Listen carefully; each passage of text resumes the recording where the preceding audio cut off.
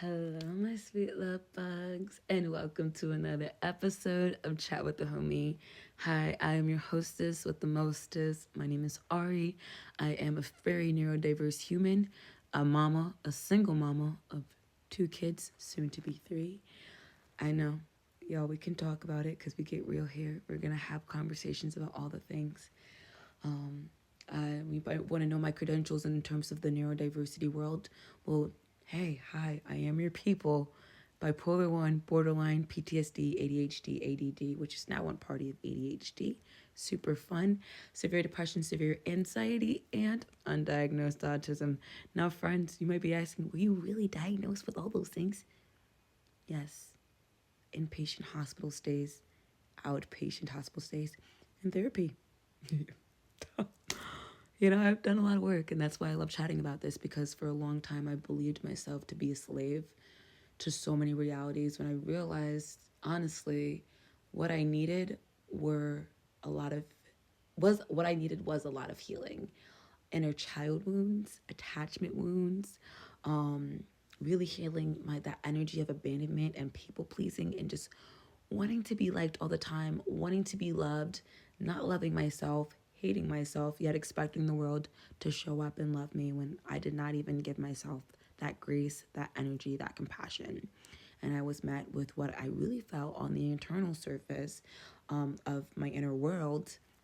And I felt it on the outside, and I couldn't be surprised that that was the case. And so one thing that I really feel called to share, especially in this fun, beautiful eclipse season, Spirit's been giving me a lot of words, especially when it comes into bringing in people into my life, bringing in community, and bringing in love, which honestly, y'all been hearing my red flags, okay? A girl's been through it, and that's sadly nothing compared to a lot of the other relationships that I've been in. That's nothing. Nothing.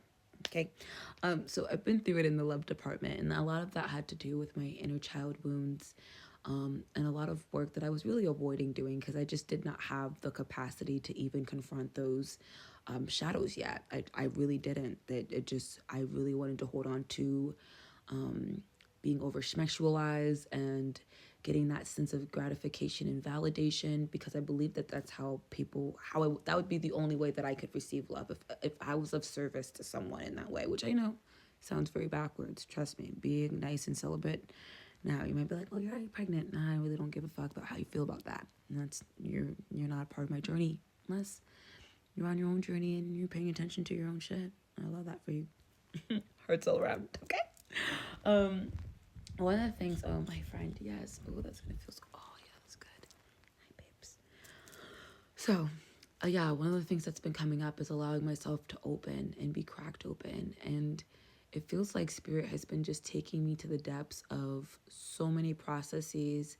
Some I can't chat on yet until the work is finished, because God's been having that conversation with me too. It's like not everybody needs to know every single little thing about your life. And the things that I do share, albeit very intimate, those are things I feel called and led to share, because y'all, we think that there's new things under the sun when there's literally nothing new underneath the sun. So when I share my story, when I share my process, when I share my testimony, when I share my healing, what I really want to do is inspire you to become the own healer in your life, and know that that's something that is possible for you, and something that you are so capable of. I totally get, especially what it's like to be mentally bound, unable to get up, being a mom at that, and having to get up, not having the emotional capacity to have emotional intelligence with yourself, let alone your kids. That's just something, tools that I never thought I would possess. I never thought. I never thought. And here I am in this season of life where, y'all, there's a lot on my plate. There's a lot on my plate. And sometimes I just want to cry. I just want to give up sometimes. And not as much as I used to want to, but I just get physically tired. Like, I'm physically exhausted. And really been working on my skills and my tools, and the way that I've been able to handle, the stress of even not knowing what's next around the corner has been so healing, so reassuring that the work that I am doing is truly the work. Because it's not about who you are when life is going so perfectly well and exactly how you envision. It's what are you going to choose to believe when things don't look like they're going your way? What are you going to choose to believe? Are you going to believe that it's working out for you? Are you going to believe that it's happening to you? I mean, those are two very different perspectives. And a beautiful thing that I heard recently, like either way you're thinking, you're right. And I learned that reality so deeply. I was like, oh my God. If I believe bad things are going to continuously happen to me, and yet bad things continuously happen to me, I can't be surprised. I called those things in. I believed, and then I affirmed that with my thought. And as a person, again, when you have mental health concerns, it feels like those that's such like it's so like it's eons away. You're just like, that's how do I even get from even repeatedly thinking those negative thoughts? A lot of the times, and I'm going to keep it a buck with you, you can't do it by yourself. And let's say you don't feel comfortable reaching out spiritually, divinely to God, your angels, your ancestors, Buddha, Allah, whomever you serve. It does honestly matter to me. I'm not here to judge your beliefs. That's, not what I'm here to do. I think that we all have a very beautiful way of interpreting the same energy in different ways. With our own special rituals and kinks and vibes and movements through that belief, right?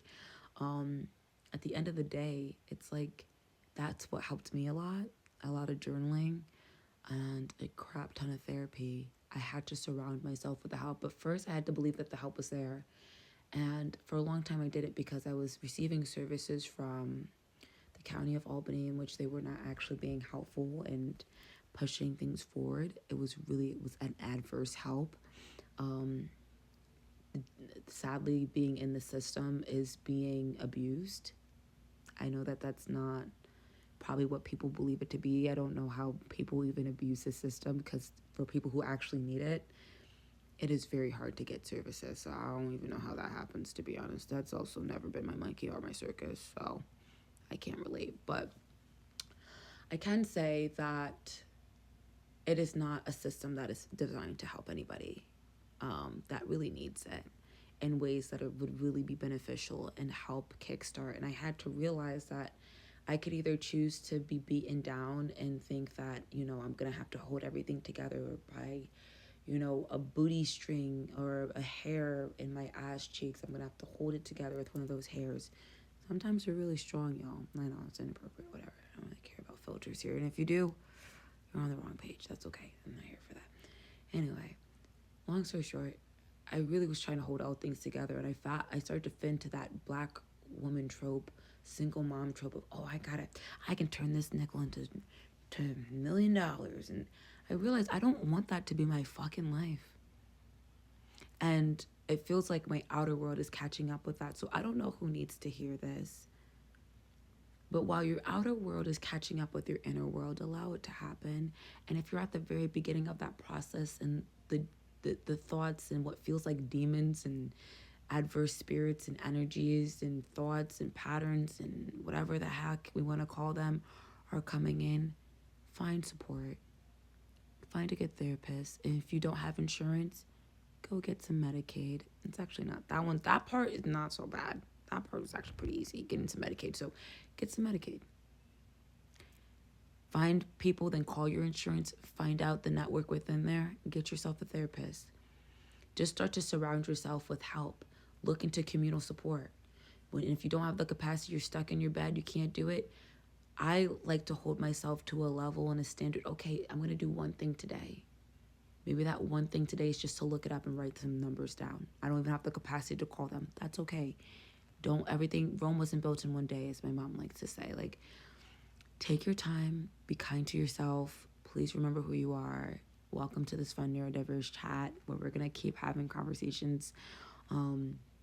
Especially as I'm processing and healing. I'm healing beside y'all. It's fun because I'm a spiritual health and wellness coach.